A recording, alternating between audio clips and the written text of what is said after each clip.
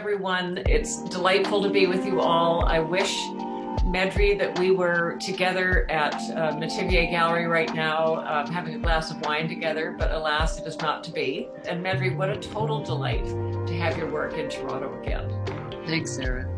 Yeah, it's a grand occasion and a whole new type of body of work than we've seen before. And before we get into all that, I just wanted to ask you to tell me a little bit about your early life, because you know we think of you in Canada as a Canadian artist because you were born in Edmonton and went to art school, I think, at NASCAD, if I recall correctly. Yes. But then you left for the United States at a fairly early age. However, I think like Peter Doig, we still think of you, as one of us. I certainly do. As do I. I got to NASCAD somewhere in the early 70s during, its heyday. Yeah. And it was one of the things was I had never had a woman art teacher before I was at NASCAD. Oh my goodness. How wonderful. It wasn't just Mira Shore. There were many other women a generation older than I was that were invited to NASCAD to give talks and crits and so on. Mm-hmm. People like Elizabeth Murray and Judy Pfaff and Pat Steer and others. And I kind of formed a friendship with them, and they really encouraged me to go to New York. So we went down on a class trip, and I just immediately felt like I was home. Mm-hmm. And so as soon as I could, I came down. Not for any specific length of time, but that's how life is, isn't it? I mean, yeah. So now, 40 odd years have gone by. Yeah. I have just on the screen while we're chatting here, I've put up one of the really wonderful works from your current show at Metivier, which is a piece called Dark Matter, and we're going to work our way back to it. I wanted to take us back really to the beginning of your career and work kind of quickly through a series of images that lead up to the current body of work, just because I think there really is a quite remarkable consistency of interests and concerns that go right back to the very beginning, or at least the very beginning of when I knew about your work, which feels like a very long time ago, I must say.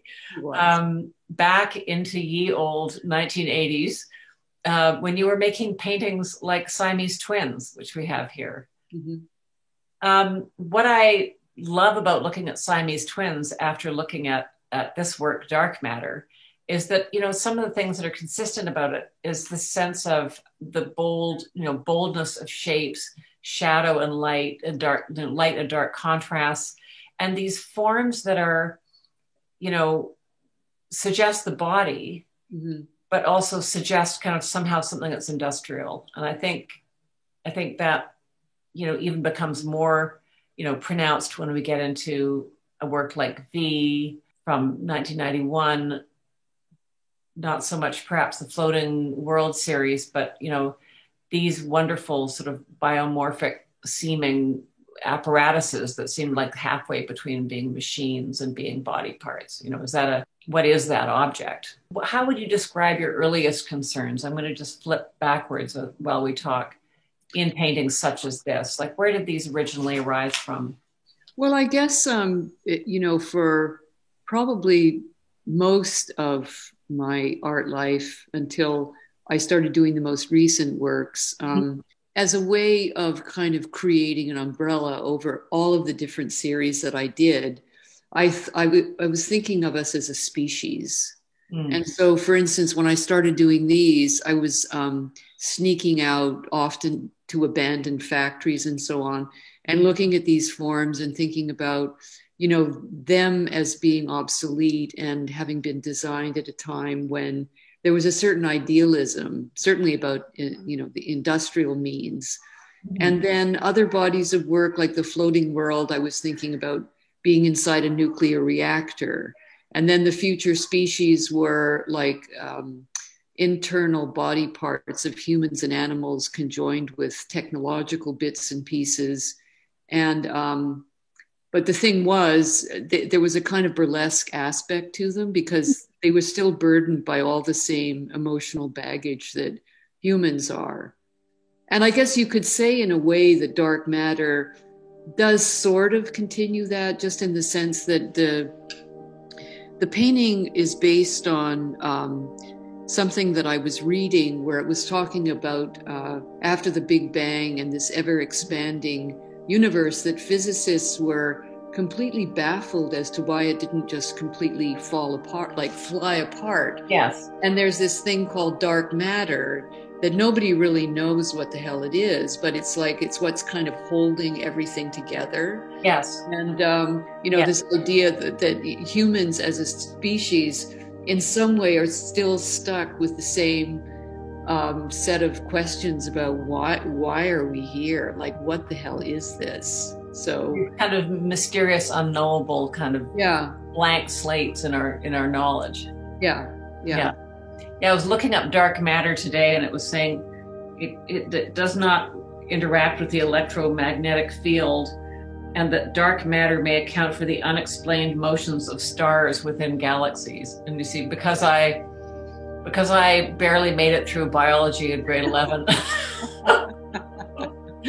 the idea that those things could be related to each other was, completely inexplicable to me. But I think there is this feeling of a kind of science fiction of the past almost in these paintings, and I mean, you're looking backward, but it also seems to suggest a kind of fantasy world that we have not yet inhabited, And this always seemed to me like a kind of, like, these seemed like cities to me, like pods where people, I remember seeing these pictures when they first came out, and they seemed like they're like water lilies. They're like organic forms, and of course much vaunted in the history of art, water lilies. But they also seemed like jets and apartment towers, or I don't know, places where people might live and be together. Or what were they? I guess I thought, they did look like water lilies, but then the more you looked at them, you realize that you didn't know what they were, and they seemed to have some sort of industrial debris involved with them. They're fantastic pictures. When you look at a work like Restoration from Drowning, this beautiful large format drawing that we were talking about together the other day, it seems to me a drawing that is haunted with several ghosts from the history of modern art. When I look at it, I find myself thinking about the wonderful gizmos and gadgets that appear in Duchamp's Large Glass. Sure. But were there other people you were thinking about when you were making these particular works? Well, I certainly, it's so long ago, but I was a big fan of Picabia. Oh, yeah. There was a whole series of pieces that he did that had something to do with this kind of thing. And then there was, I can't remember this person's name, not a well-known artist at all, but somebody that I discovered in New York that I was kind of looking at.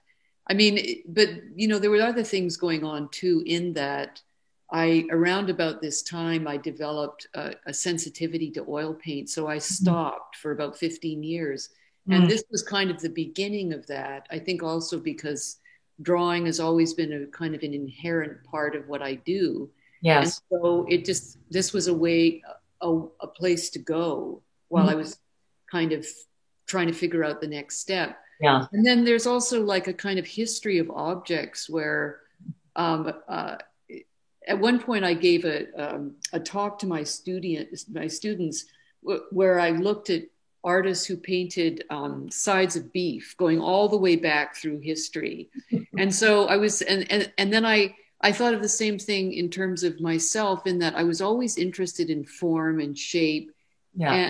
And I would endlessly find new ways to use them in something new. Like you could say that actually relates to the very first painting that you looked at, which had kind of these sort of bellows-like shapes on them. Things are tinkered with and changed no matter what body of work is going on. They kind of they adapt themselves to the new reality. Going on into these works, I mean, they almost have this kind of creaturely, quality. Well, they were real. They were three-dimensional objects this was many years ago. Can't quite remember when. This is 1997. Okay, 1997. I had been invited by the power plant in Toronto for some kind of benefit, and Mhm. everybody was shipped a small IKEA table. And so I thought, well, why don't I just actually literally make three-dimensional objects that are based on the objects in the paintings? And so I did, and they were stuck under a piece of water glass. I Mhm. built a box under the table that they could sit in. And then they hung around in my studio, lots of them. I made lots of them. And I would sit and draw little drawings of them while I was talking to people and so on. And it was another sort of gap period where I was trying to figure out, okay, how do I get from here to here? And so one day I just thought, well, why don't I just paint these things? What, just like they're the new game in town. And so I did that. This was one of them. And then that led directly into the next one that you were going to show, Yes. where I thought, I want to get rid of the world. I want to like put them into complete artificiality. Yes. So I started using this vinyl polymer paint that is known for being incredibly saturated and incredibly matte. So basically, the world is a yellow world. I mean, that's what you fall Yeah. into when you look at Yeah. these. Yeah. And it's almost a macabre painting because there's a sense of this kind of what feels to be like a severed ear or something that is, It somehow is. rigged up to this machinery Yeah. and functioning in some way. So there is, I mean, I think, when you're talking about Picasso or about Duchamp, I mean, there is this kind of trauma that comes after the First World War around mechanization and Mm-hmm. the body Mm-hmm. and a sense of, what is the body now that we must come into this new relationship with the mechanical. And I do think there's a bit of a reprise of that kind of anxiety, Oh yeah, no, I think that's true. And also, I guess at times I would often think, well, the people that engineered these things were, of course, thinking about the body, Yes. a body intelligence. Yes. I also find that, that stadium, this picture is a picture that I find very spooky because of what happens in stadiums in some parts of the world Oh where, yeah, no, and I was really thinking about that actually. yeah, That yeah, was on my mind. Yeah. it feels like a traumatic, kind of space, notwithstanding or an eerie spot, notwithstanding the kind of bright colors. There are these figures that are about, whom bad things seem to be happening. This figure over here, as well as the strange thing on the head. Mm-hmm. So, I mean, I'm not quite sure how you came upon such a composition. Do you remember how this came to be? Well, it was part of, I had decided, at different times, like when I was doing the floating world thing, there was a painting that I did that was so minimal that I thought, okay, well, at this point, either I go completely into abstraction or I pull it back. And at Yeah, that time, I felt like, no, I want to pull it back into kind of some sort of pictorial space. yeah, So when this body of work was in 2006, and there were a number of paintings, of which this was one, where for a period of time, I went back to a kind of architectural situation. yes. Um, That's and really there right from the beginning with the yeah, with the yeah, towers and the water tanks and yeah. all of that. And but there's a little guy sitting in the back Yeah. that's directly out of one of the Future Species paintings. So the crowd is coming forward, the characters are coming forward. Now, this is an interesting picture because this is something very strange and wonderful has happened here, which is that an object from the real world has crept onto the picture plane.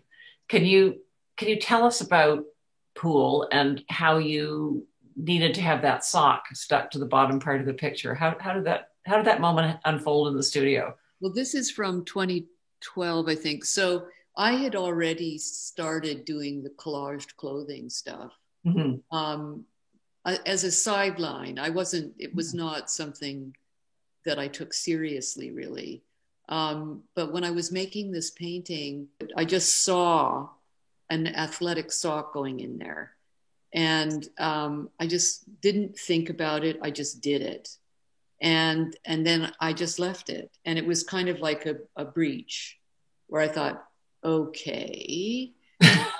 And but I didn't, this often happens with what I do where I kind of make a leap forward and then I just don't know what to do. with Yeah. it, but I think it's interesting. So I kind of keep it hanging out while I'm doing other things and keep looking at it and trying to figure out a way that I could move forward with it. Mhm.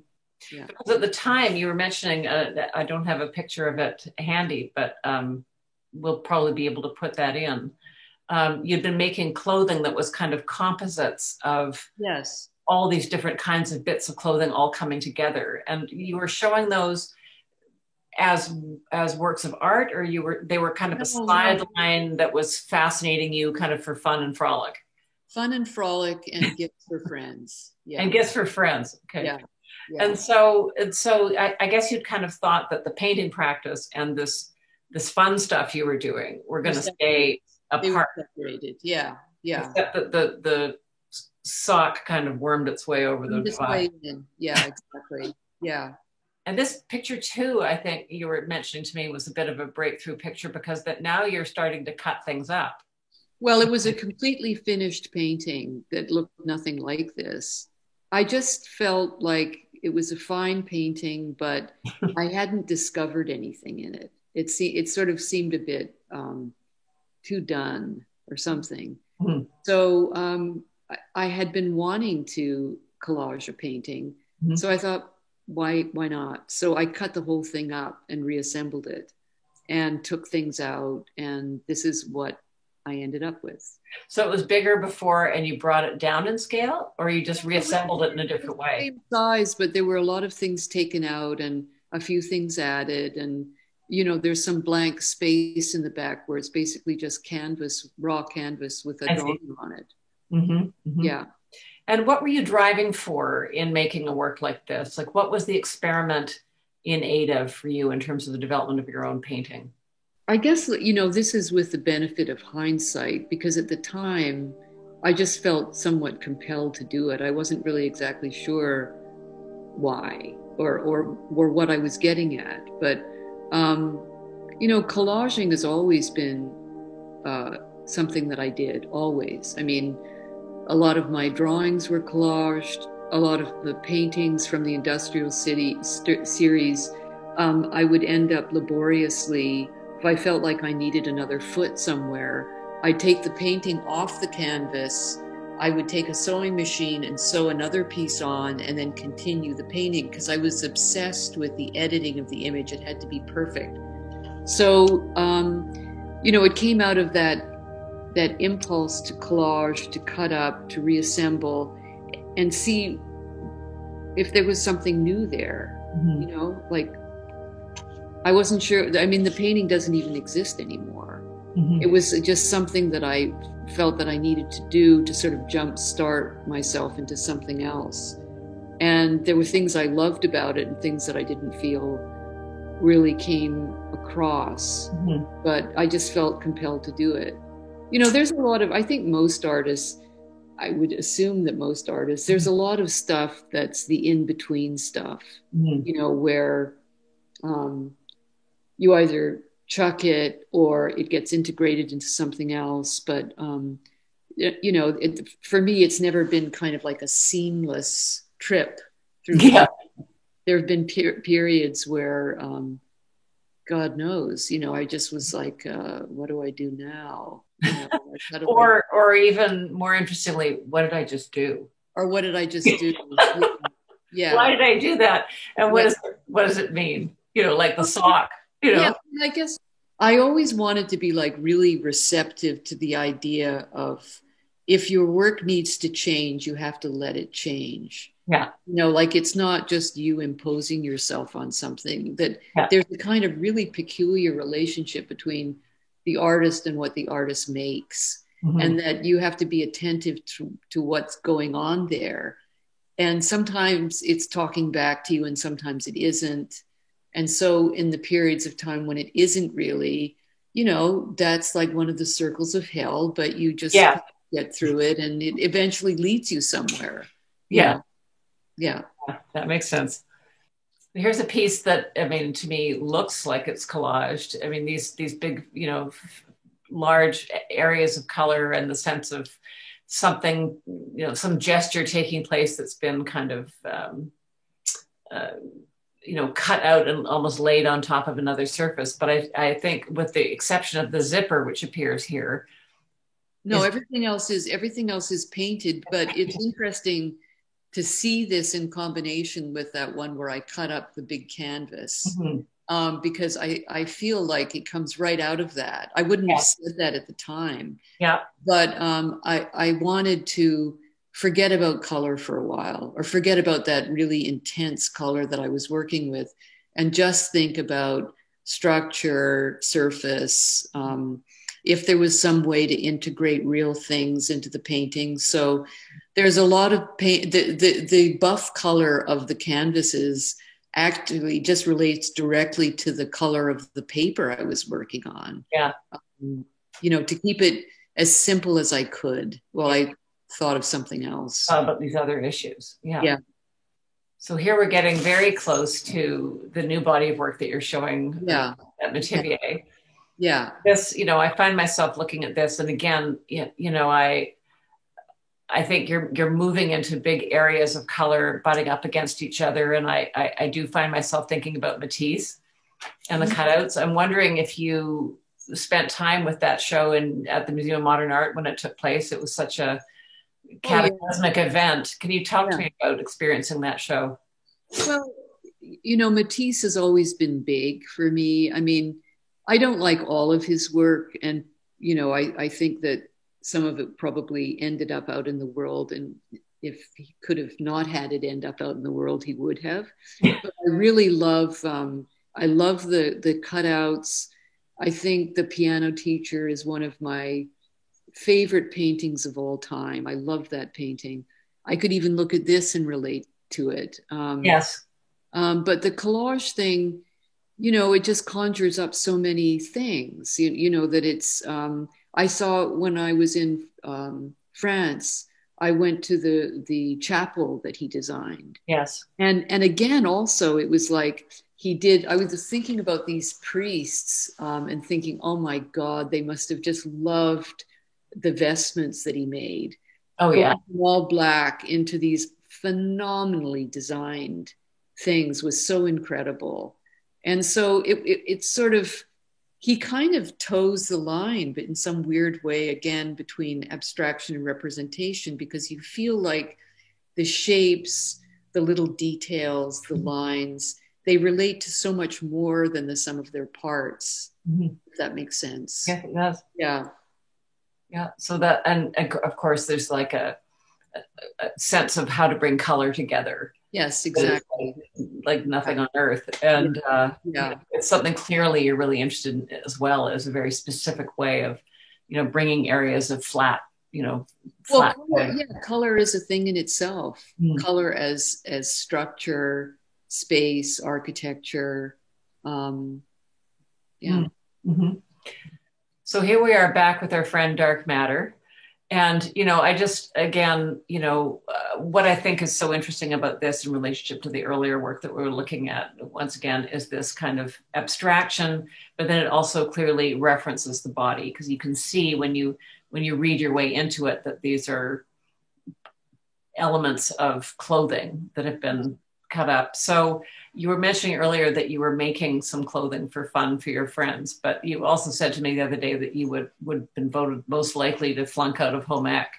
Oh, for sure. So talk to me about making paintings about clothing parts, and which implies sort of sewing, which is of course traditionally an arena of women's domestic duty, of which I think you count yourself gloriously unburdened. Talk to me about entering this space of sort of what's traditionally seen as female territory in the way that you have. Well, I ain't no seamstress, I'll tell you that. No, I don't know. I guess I was thinking about, I was talking about my mother the other day, and my mother had kind of an interesting history. Her parents had been vaudevillians, and she had wanted to go to Paris to be a hat maker, and then ended up, the war happened, and, this and that. And she ended up coming to Canada with my father. But she made a lot of our clothes when we were kids. And it was something Mm-hmm. And she had a real flair for color and design. She was terrific at it. Mm-hmm. And of course, she tried to enlist me, and Yes. I bitterly refused any. I didn't want to know any of it. Yeah. But I was thinking, sort of in an amused way, if she were still alive, she might like them actually. Yeah. She might be sort of find them funny or interesting. Yeah. I think also there's, probably some element in this of, as we're all sort of getting on in time, of revisiting something that would have been very customary around your household, which would have been bits of patterns. Yes, for sure. That must have been part of the domestic, scene for you. Oh yeah. Well, and also I guess for her too, it was a great escape in some ways because she, there were four of us children, and she was busy, but she still found time to do this and make her own clothes and look very glamorous. And I was a failure in that department. I'm sure not. But what is weird about seeing that? I remember I had a sister who I have a sister who used to sew when she was a teenager, and you'd see these pattern forms laid out on a table. You think, how in the world does that ever turn into, the inevitable Butterick mini dress, A-line, Yeah. But somehow mysteriously it did. So, I mean, to me, these new pictures that you're showing with the gallery now in Toronto really speak to me of that kind of disorientation of looking at something and thinking you know what it is, but you're not quite sure, and it relates to the body, but how? Yeah. I mean, this one, it was actually the title of this work, The Heroine Appears, that made me start thinking about Duchamp in relationship to you, because to me, it's a very Duchampian type of title. Yeah, it has certain of course. Drama about it, The Heroine Appears. But that one actually does relate to Duchamp, because somebody was talking to me about my 2017 show in New York, and they brought that up. Okay. Some kind of relationship to Duchamp. And so then I looked at that painting, and I was working on this, and I thought, yes, of course, Well, that's interesting. Yeah. Well, I also, what exactly are we dealing with here? This kind of, I was looking at this picture earlier, trying to figure out where did you find such a thing? It's tween wear. Tweed wear. Tween, as in between adolescence and teenage.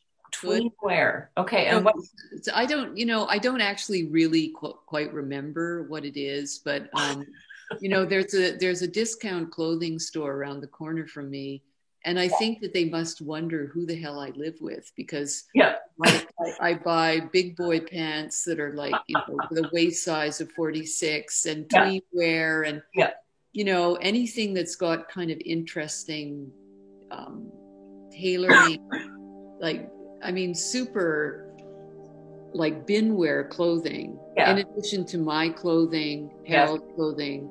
Friends give me clothes now. So I sort of become a bit of a rag merchant.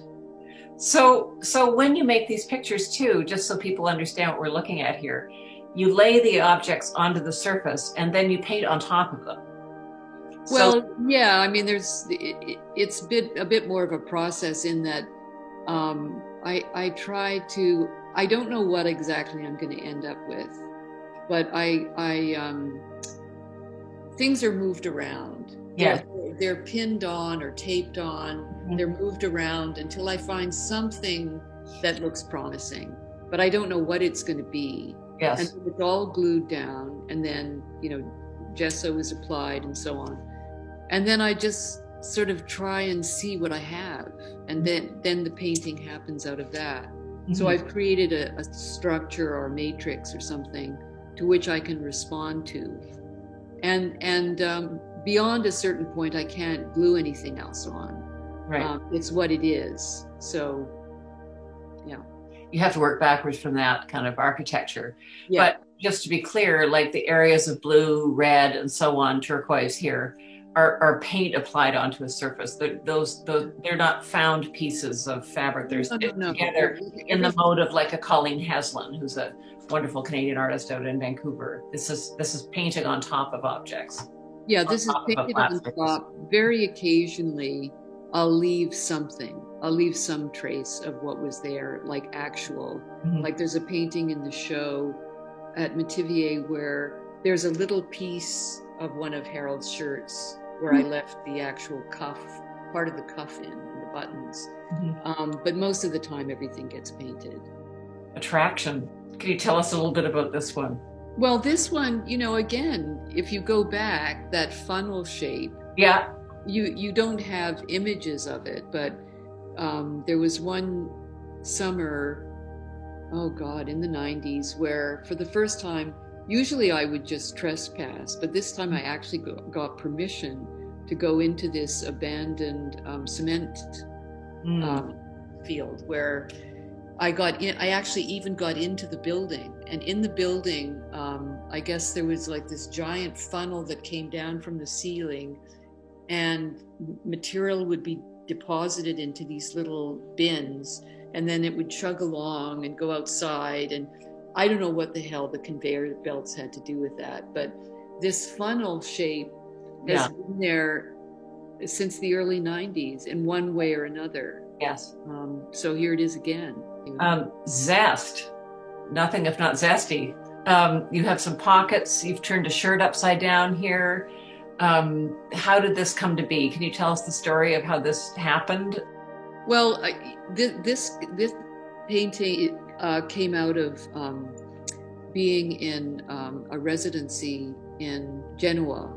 One of the things that I loved about being there, I had an amazing time and I did a lot of work, was the way all the faux work in these cities, where basically you'd have, first of all, there was a color palette that one was allowed to paint your building.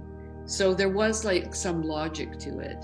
But then they would paint fake windows and fake cornices. And so it was actually it was like a Stuart Davis or something. Yes. Yeah.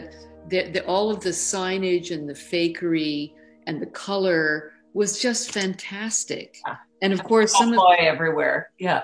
Yeah. And the colors also were dazzling. So that kind of came out of that experience of being there. Show also has a number of really wonderful works on paper in it and smaller works.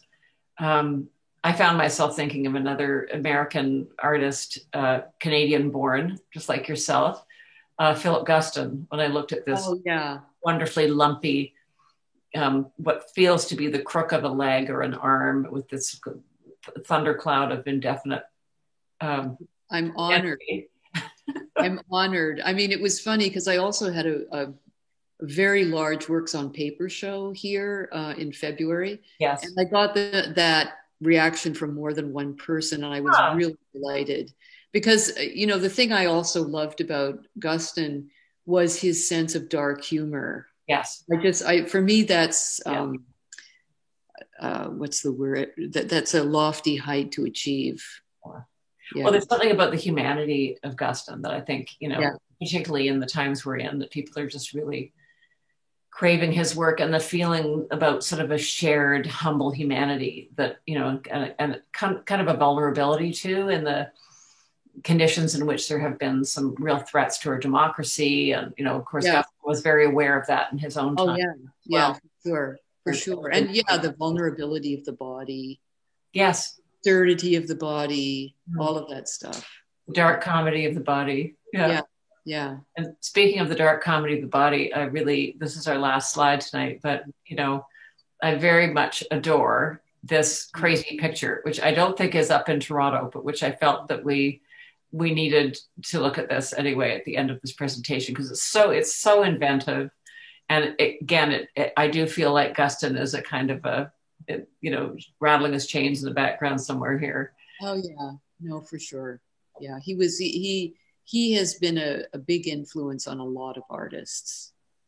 Yeah, absolutely. And I think also because, you know, back in those days anyway, he just did what he had to do. Mm-hmm. He wasn't trying to brand himself. He broke out of the abstract expressionist church and just thought, fuck it, you know, I'm going to do what I need to do. Mm-hmm. And he's greatly admired for that. Mm-hmm. Yeah. And taking these, yes, there's of course, an extraordinary kind of authenticity Yeah. about the project. And I think, what I see, like looking at these works that we've gone through, is the way in which it feels to me like you've taken these intuitive leaps and then kind of caught yourself and thought it through, and then taken another intuitive leap and caught yourself and kind of thought it through and digested it. But there's a courage, that, I mean, certainly Gustin showed in making that leap that he did back into figuration, but there is a courage in moving, into working with fabric on a flat surface and evoking these building blocks of human garments and vestments. I mean, as we've talked about, those themes are in the work right from the beginning, the machine and the human, the body, the pattern, it's there all the way through. But, I must say, I really admire the intrepid way in which you go about your business. Well, for me, I guess that's where ultimately, the risk and the pleasure come together. There's just no other way. Yeah. For me. There isn't. I just feel like it's made it possible to go on doing it for 40 odd years, because I feel like there's always something just around the corner. Well, we'll certainly be watching to see what that is, Medri. And thank you so much for your time. Thank you, Sarah. Thank you. It's such a pleasure to talk to you about these wonderful things. All of you joining us, thank you for doing so. It's such a pleasure to have Medri showing in Canada with us. And congratulations to everyone at Nativity.